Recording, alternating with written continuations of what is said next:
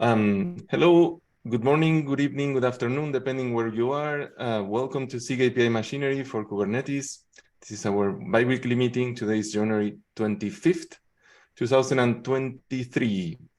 We have three great topics to discuss today, and we are going to get into it right now. And the first one is from CC, and I will give you the spotlight.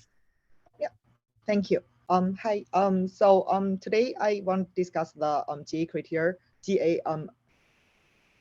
graduation criteria for the CRD validation rules. So as people may be aware of, the CRD validation rules has been in beta since 1.25, and we were trying to promote it to GA if all the graduation criteria are met.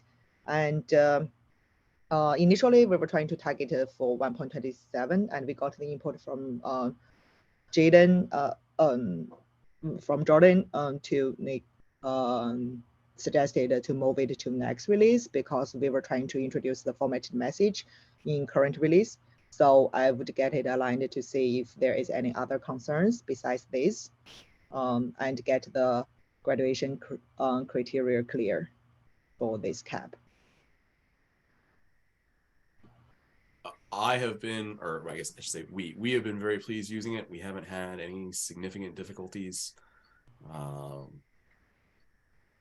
The old object seems to work well for us. We haven't gotten many complaints about that.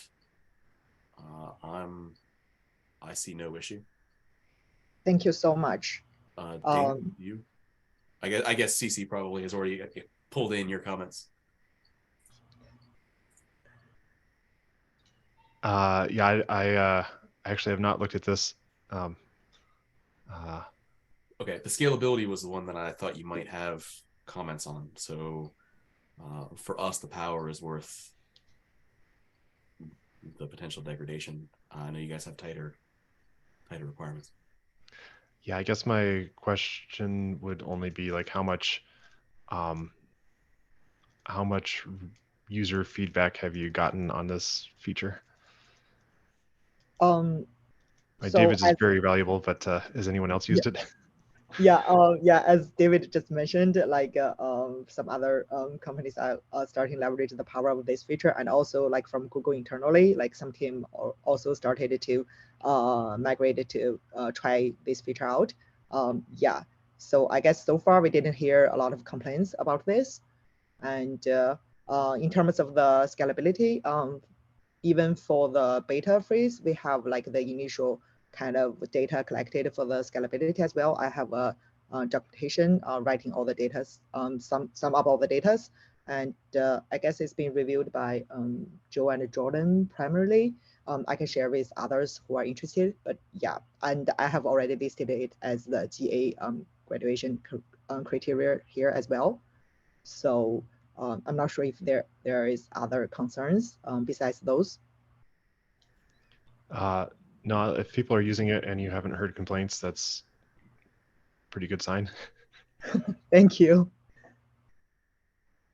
Yeah, I guess the major concern or feedback I collected from Jordan earlier is like he wants the format message to be in beta for at least one cycle before we move it to GA. So I guess we all started to try to promote this feature into GA in 1.28 if nobody have like a major objection. Yeah, thank you so much. CC, you've been running for some time already the triage meetings for this SIG. We didn't saw any issue from anybody also there, right? No, we don't. Okay. And hypothetical question, imagine you're running a large fleet of Kubernetes clusters, like you work for a company like Google or Red Hat or other cloud provider. Is there a way for us to see how many people is using self or CRD validation versus the other mechanisms? Oh, sure. They actually have like a couple metrics for this. So Okay. like if you, yeah, I guess Okay. the metric, hopefully the metrics will help to collect those kind of data. That was my question. Thank you.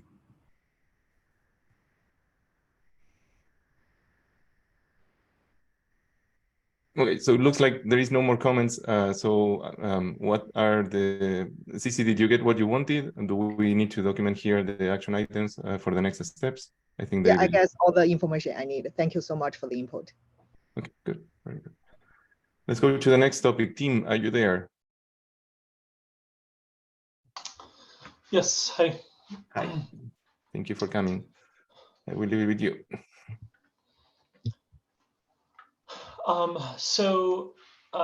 Yeah, I'm still hoping to get this KEP in for 127 alpha.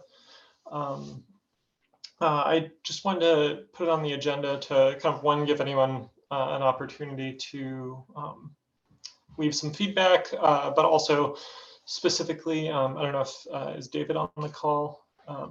Yes, I am. He had a comment about secondary authorization on this that I wanted to discuss in a bit more detail.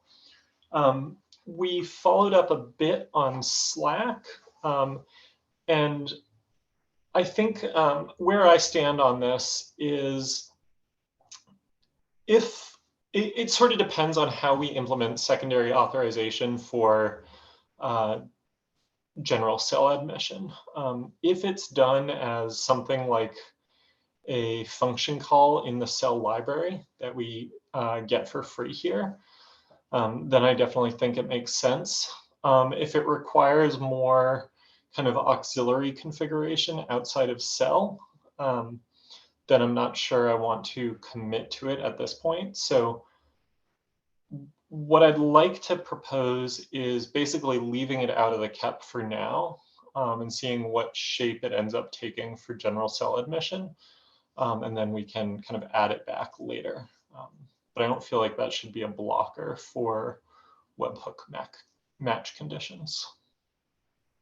So my concern here is that the use of a subject to say this subject, this user is not required to go through a particular admission check looks a lot like a permissions binding to me, right? In other places in our system, we model that actually as permissions bindings.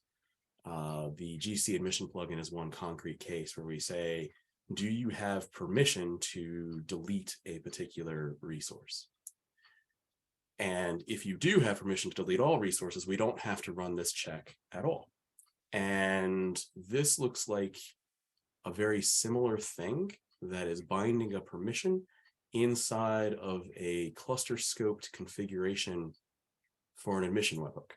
And if we have this particular binding mechanism, but we do not have an alternative binding mechanism that lets someone reuse the permissions bindings that our system already has, then we can drive people towards,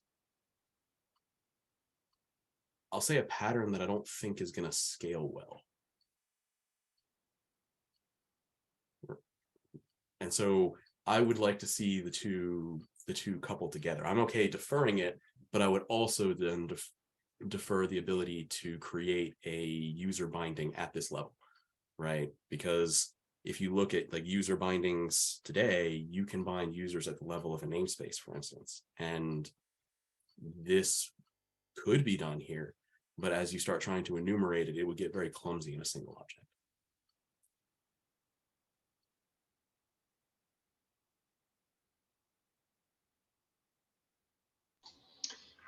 Yeah, I definitely see where you're coming from.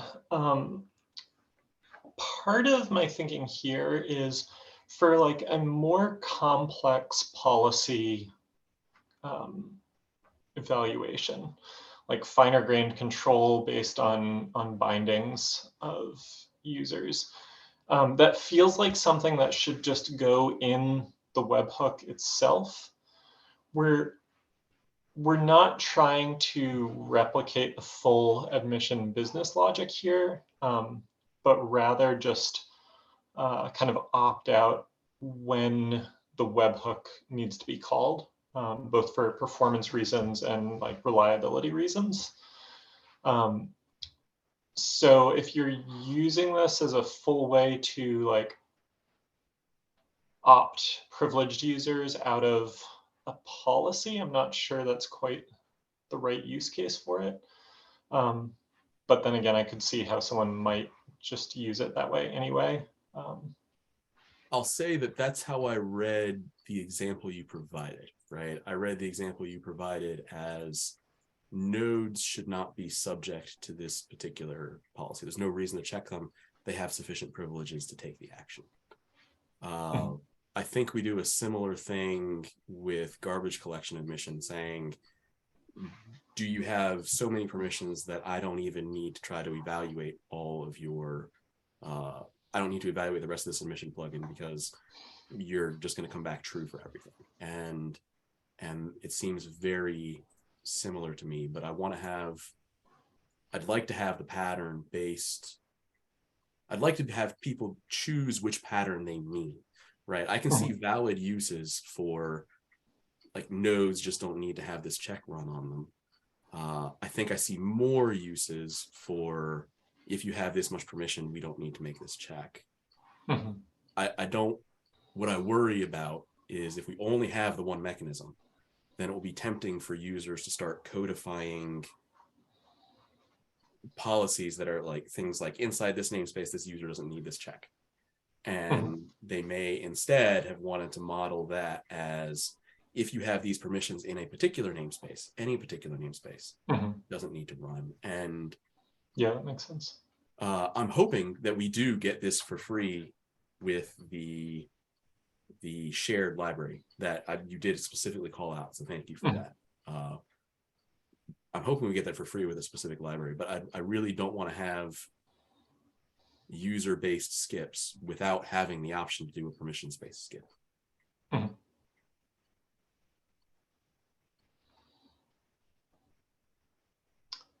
To avoid blocking alpha, are you okay coupling those together and saying we will do both or neither, and we expect to be able to do both? I think we expect to be able to do both, right? Like, oh, is Joe here? I think Joe is sick today. Yeah, do we do any user-based skips anywhere in the system at all? There's hard-coded system masters opt-out. That's a group. Well, yeah, sorry. User, I meant user and group when he was describing it. Yeah, groups is the example given in this cap as well. Okay. How about exempt bindings in APF? How do those work? It's true that those are about users or groups and not about permissions, but Good point. The thing they are doing is not very much like a permissions check. Yeah, I guess I'll have to think about that one though. Yeah, that's actually useful. I hadn't thought about that one. It does uniformly apply across the rest of the filter, as in there's no other way to set it up as a binding, is there? There might be. I mean, I think I might claim that as a mistake I wish I had caught previously, as opposed to intentional design choice.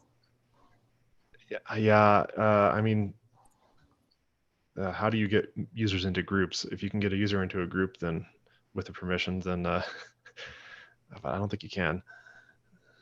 Varies by system. For instance, OpenShift has a resource you can set for the IEP they provide.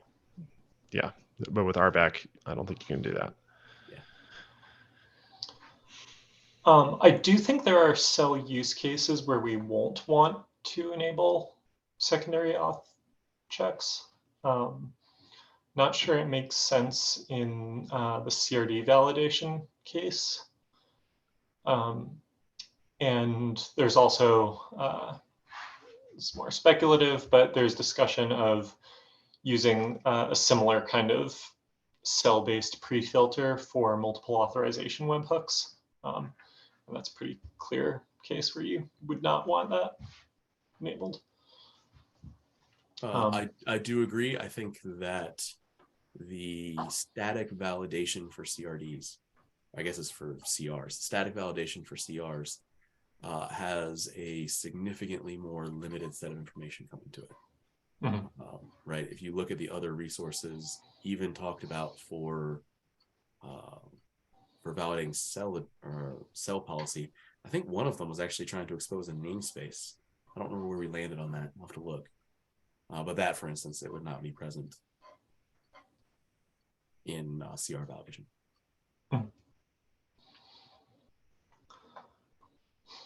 I think I'm sold on including this.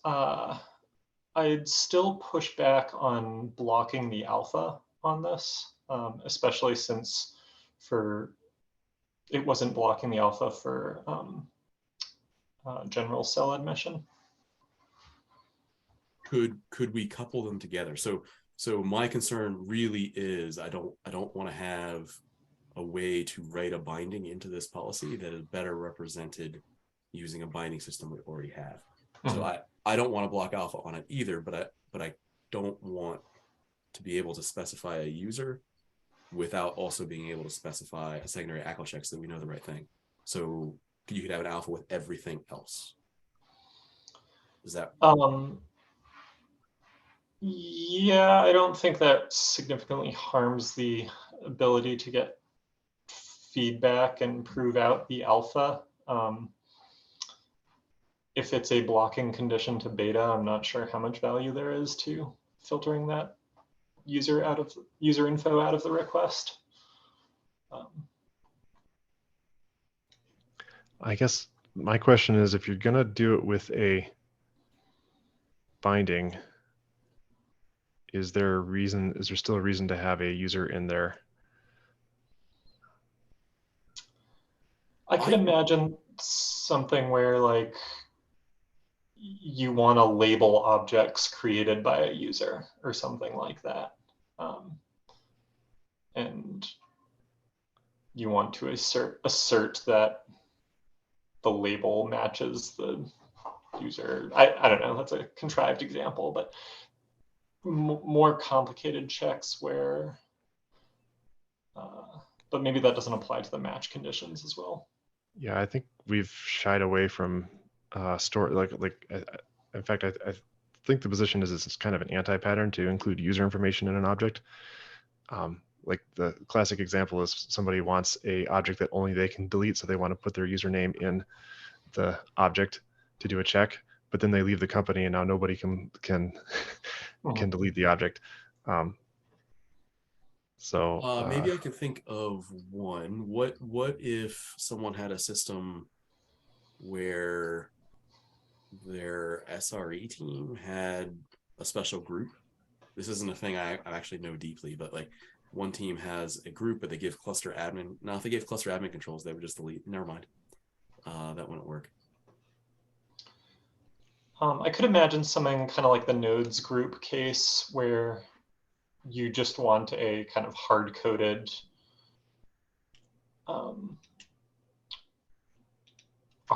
expression in there that you don't want to generally have a permission that can be bound to other users. You just want to say like this never applies to nodes, or this never applies to service accounts, or this never applies to authenticated users or something along those lines.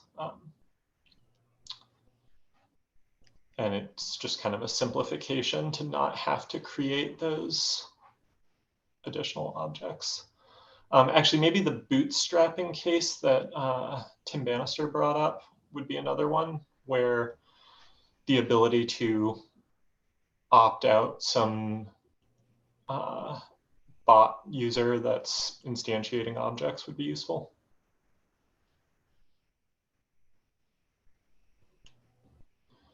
To kind of like decouple the dependency on the role bindings being created before the webhook is defined.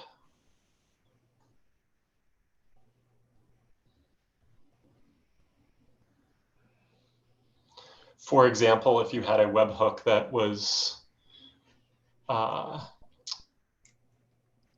operating on roles and role bindings.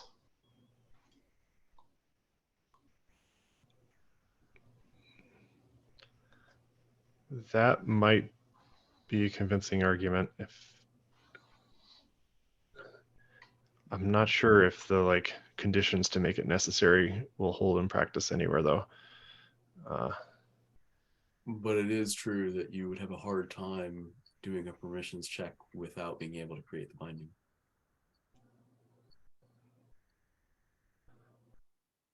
Yeah, so it's like you'd have to have a webhook that's going to operate on role bindings and an actor that is excluded.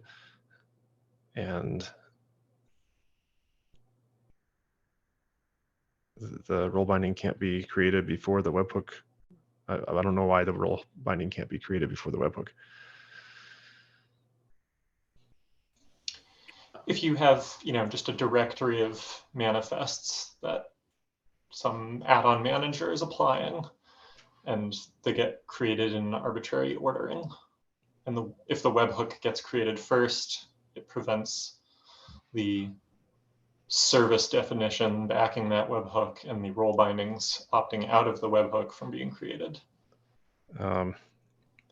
Is that a requirement or is that a scenario that we try to make work in other places? That you can create things in an arbitrary order. I mean, it's nice to have, but like in controllers, we usually do that by retry loops and stuff. Yeah, but I guess in this case, a retry loop doesn't work.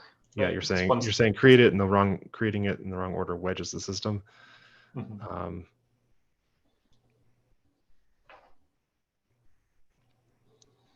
I guess it's a place where namespace exemptions is probably the better solution, but yeah, I'd have to think about that more. It still seems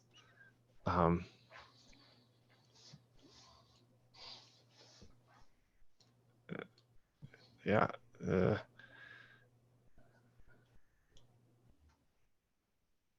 Okay, yeah, I'd have to think about that one more.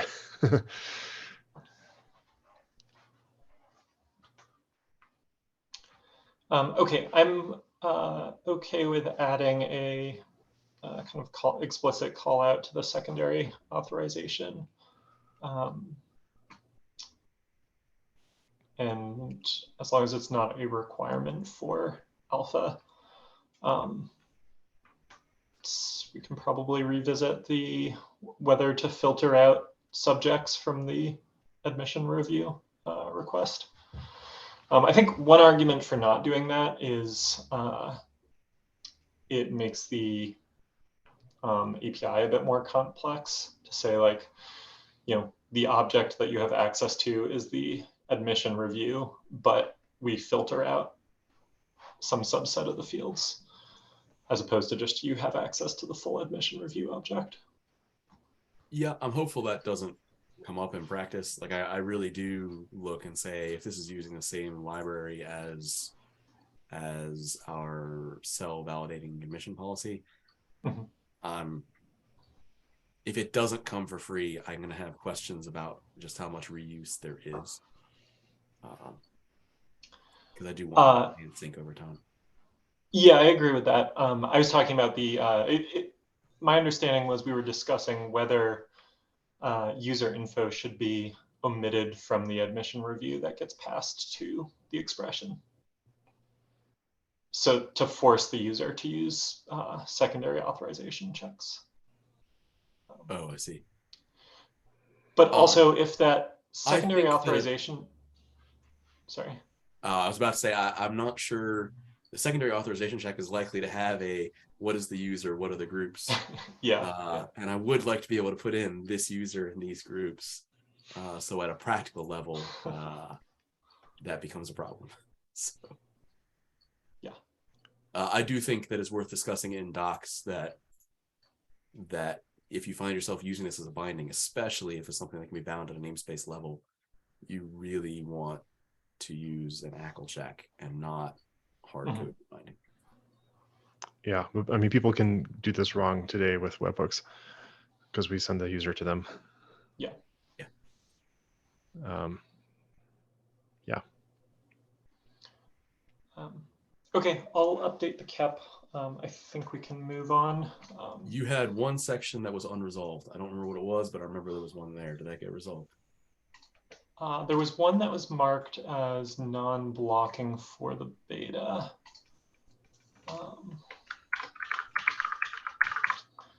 Or sorry, non-blocking for alpha was on resource constraints. Okay.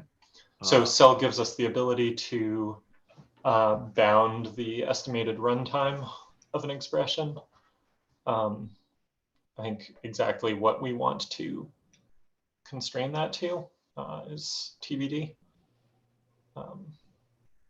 Okay. I think that after this, I have no other reservations about this cap. Have you reviewed it, Daniel? Do you want to? Do you want to see if Joe has a look at it? Joe's had a look at it. Yeah, this was talked about at the last meeting that I didn't make it to. Is that right? Mm-hmm. Yeah. Yeah. I haven't had a chance to review it. If both you and Joe are fine with it, then I don't need to review it, but I'll probably try and look at it. Sounds good. Thanks.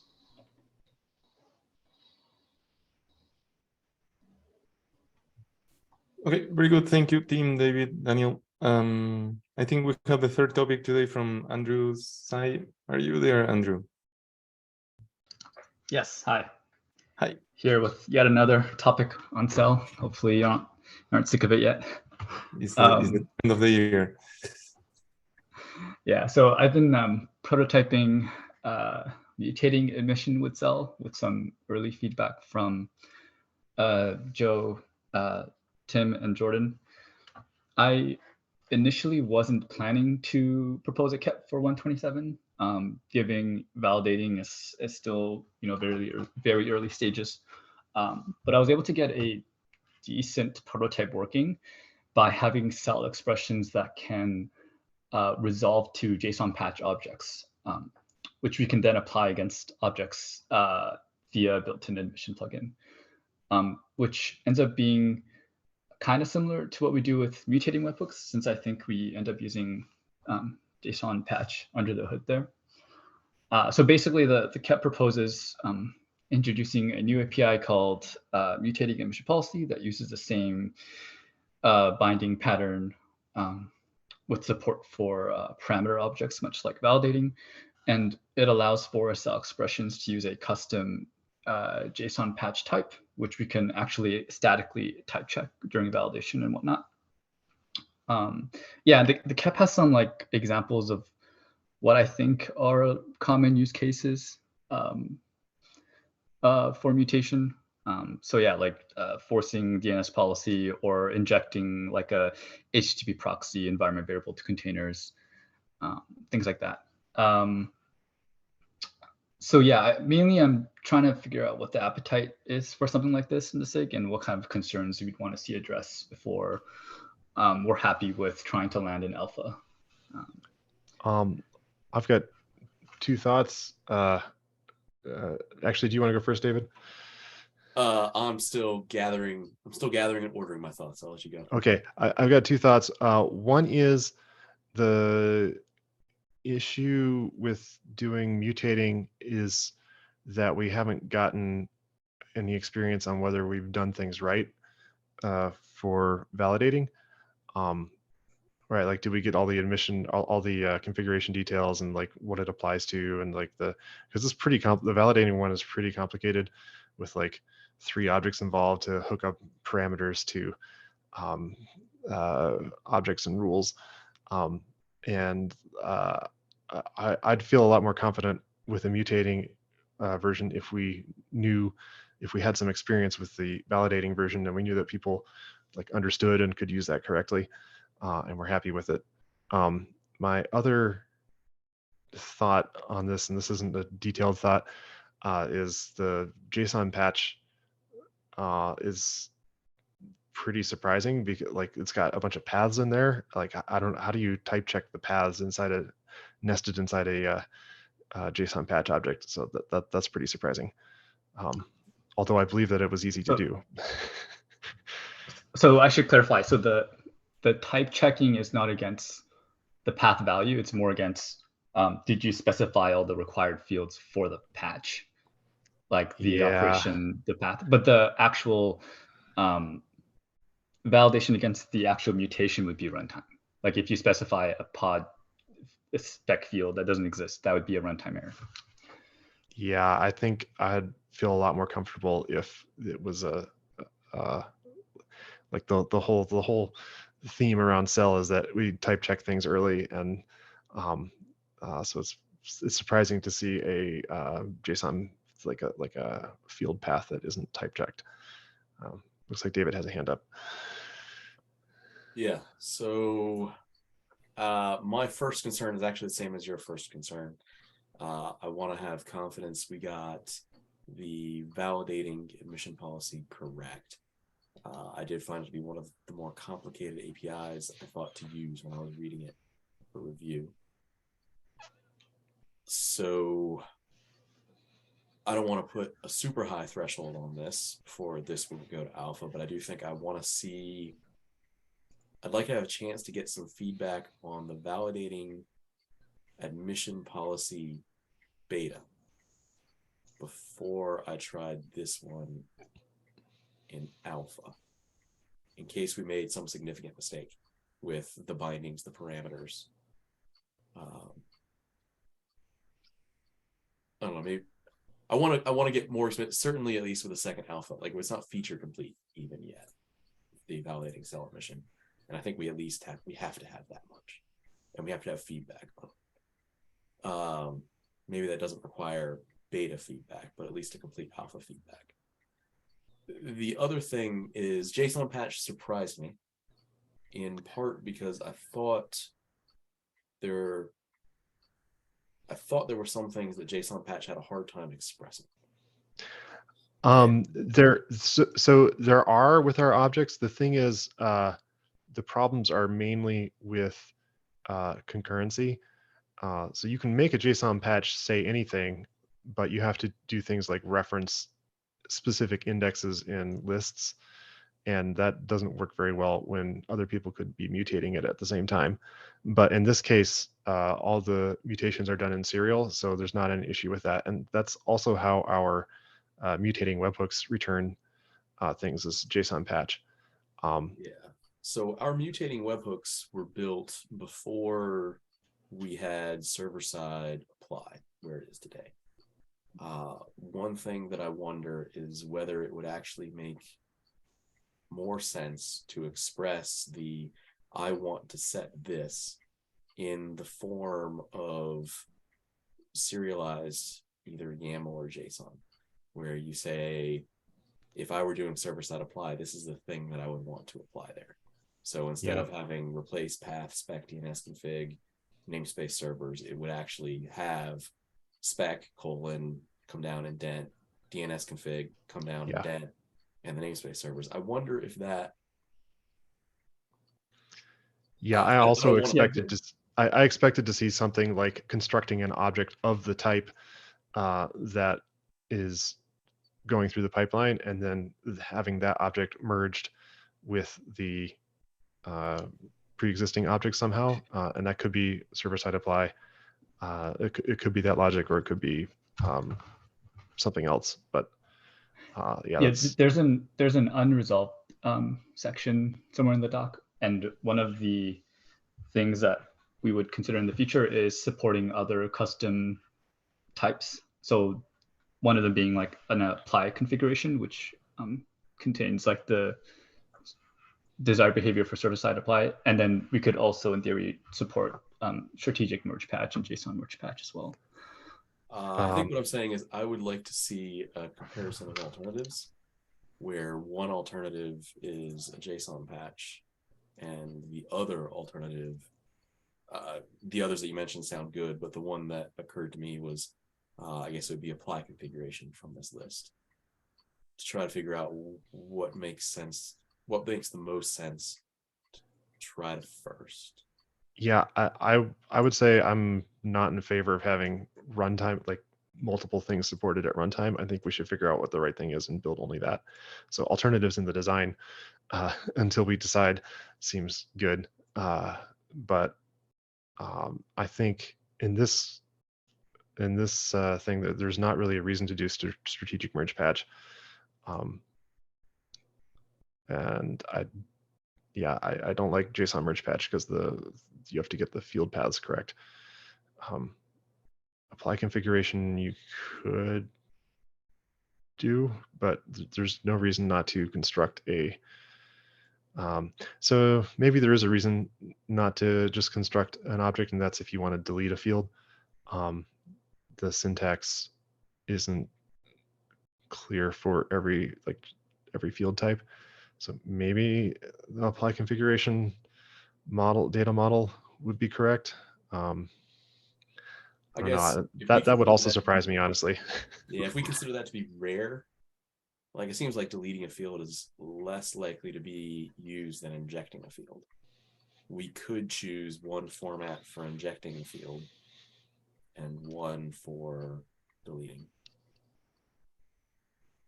Yeah, Antoine has a good point in chat, which is webhooks are currently like a mysterious exception to ownership semantics. I guess is the problem with cell that you can't do like I guess what I kind of expected is just like, object dot blah dot blah, dot index 0 or index cell expression equals like value that I want, including like clearing it. Is there a reason why that's not easy with cell? So yeah, like where I was going with the initial prototype was basically that, like you break down specify the field that you want with an expression, and then you have a value that the expression resolves to. But that got tricky because you have to, like, you don't know how that field can expand. Like it could be a list or an object with many fields, or it could just be like an int or string. Like it was hard to do it correctly. Whereas with JSON patch, it's kind of like it's much more robust, and it kind of meets a lot of use cases out of the box. But we know the schema, right? Like if you select a field which if you select a field which expands to a list, we can stop you at compile time, can't we? Yeah, you could. But you wouldn't know if you can actually apply the actual value, right, until runtime, which is the same thing with JSON patch. Why wouldn't you though? Like cell is typed, so if you have one expression that selects a destination and another expression that selects the value that you want to go there. For example, like if you're setting a DNS policy in a pod spec that's invalid, like that would then fail like you would allow that object, but then it would just fail validation for pods. But then if you had like a CRD, right, which had no validation for that field, but you would allow the object, but then you can't actually check the values of the object until runtime. You know what I mean? I mean, but the validation runs shortly after the mutating part of the admission stack. So all I'm expecting. Yeah, so that would be a case where you would like fall back to validation for the actual. All I'm expecting of this cell is that you obey the type syntax, right? I don't also require that it's semantically passes the validation. Right, so you can statically type check if an expression resolves to like a JSON object or a JSON list or whatever, but you can't type check anything past that. But that isn't type checking, right? Like making sure that you have like IP addresses in the right range. That's not a type check. That's so I'm not expecting this to force people to only express valid objects in the sense that it passes the validation. I am expecting it to force people to express valid objects in the sense that it conforms to the schema. Yes. Yeah. And JSON patch doesn't force you to conform to the schema. Yep, that's true. So I guess that, yeah, if just to make totally clear what I'm trying to say. Yeah, makes sense.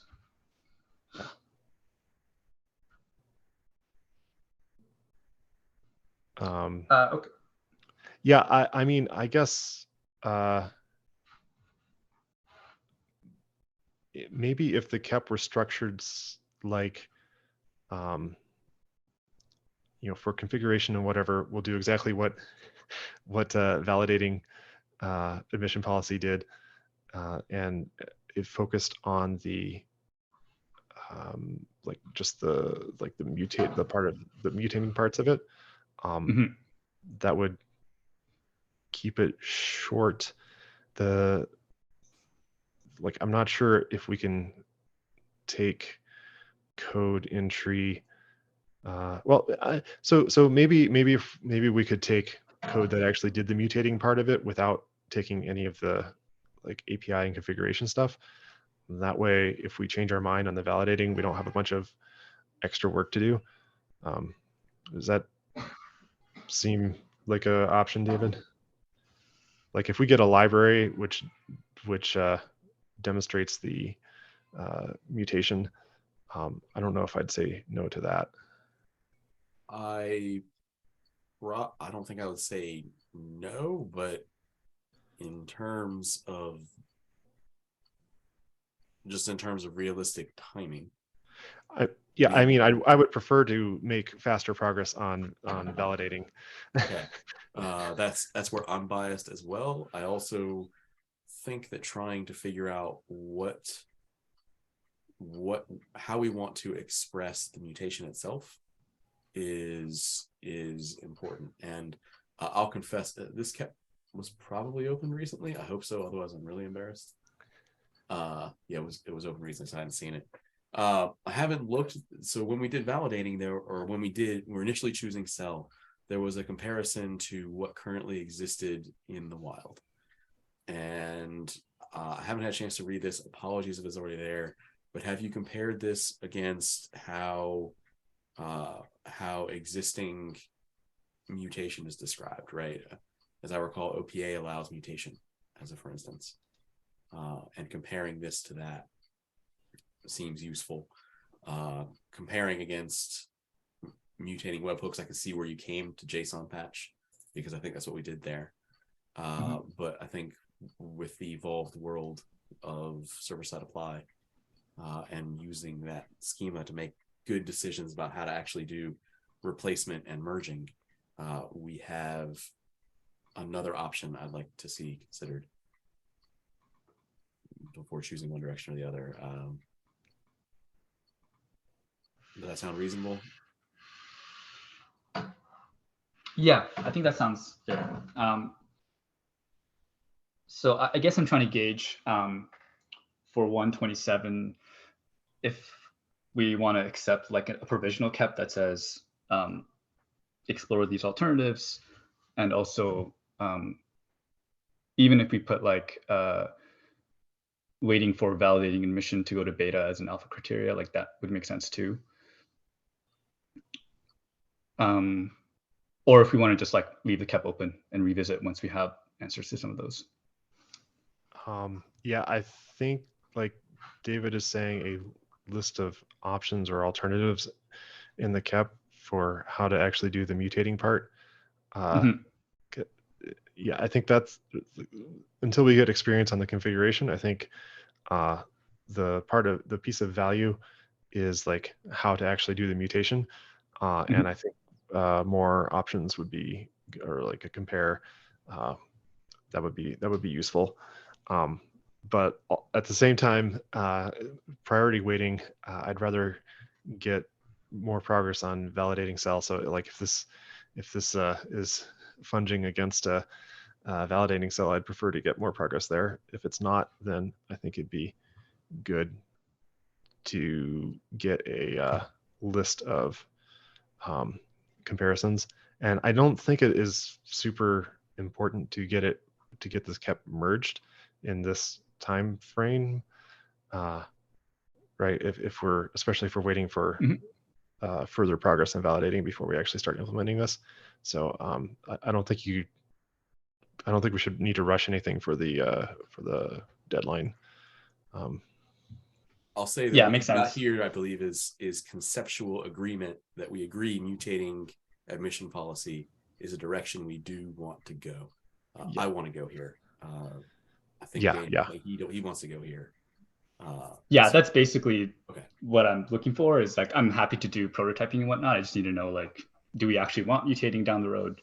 Yeah, no, we definitely want we definitely want mutating because we want to expand the number of webhooks that people can get rid of. Yeah, so I am definitely in favor of mutating.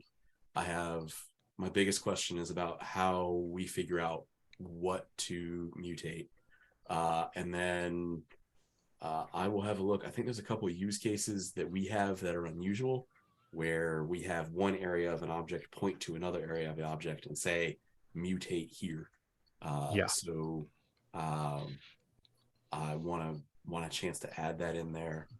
I don't want to discourage you, but I'm not confident that it'll be ready for implementation when 127 starts. Yeah, another thing the KEP should highlight is, are we going to permit the cell expressions to make any sort of like network access call, look up other objects, things like that. I don't even know if I have an opinion on that, but the KEP definitely needs to tell people what they can expect. Basically, we need to decide if you're doing some sort of external something, does that lock you into making a webhook, or are you eventually going to be able to do that with a cell expression? I would think anything requiring network access to anything external would defer to webhooks. But I do plan on supporting like parameter objects, like validating, and you can use the value of a parameter object to mutate some field in the current object or something like that. Yeah. So maybe that's good enough. Yeah, that would be an interesting use of. Yeah, that'd be a good thing to write down and talk about. Like I could even see, like, since API server has nearly everything cached anyway, let it do a cheap lookup of something. Now, hang on. I think I have a recording of you saying not doing that for validating. Didn't that get voted from the validating phase 2 list? So I'm saying it should be explained why or why not in the KEP. I'm not promising I agree with that. Okay, I don't think I have strong opinions. Namespace metadata is something that the validating admission is supposed to pick up, I think, this release. So if you can get everything into a parameter object and that's not inconvenient, then I mean, there's not much else to do, right? Yeah. Yeah, agreed. And that'll depend on what the whole binding pattern ends up looking like for beta. So okay, I'll wait for that to kind of mature. All right. Okay, cool. Thanks all. Thank you.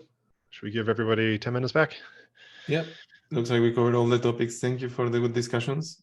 I will upload this recording later today, post it in the channel, and we'll see you hopefully in 2 weeks. Stay safe. All right. See ya. See you next time.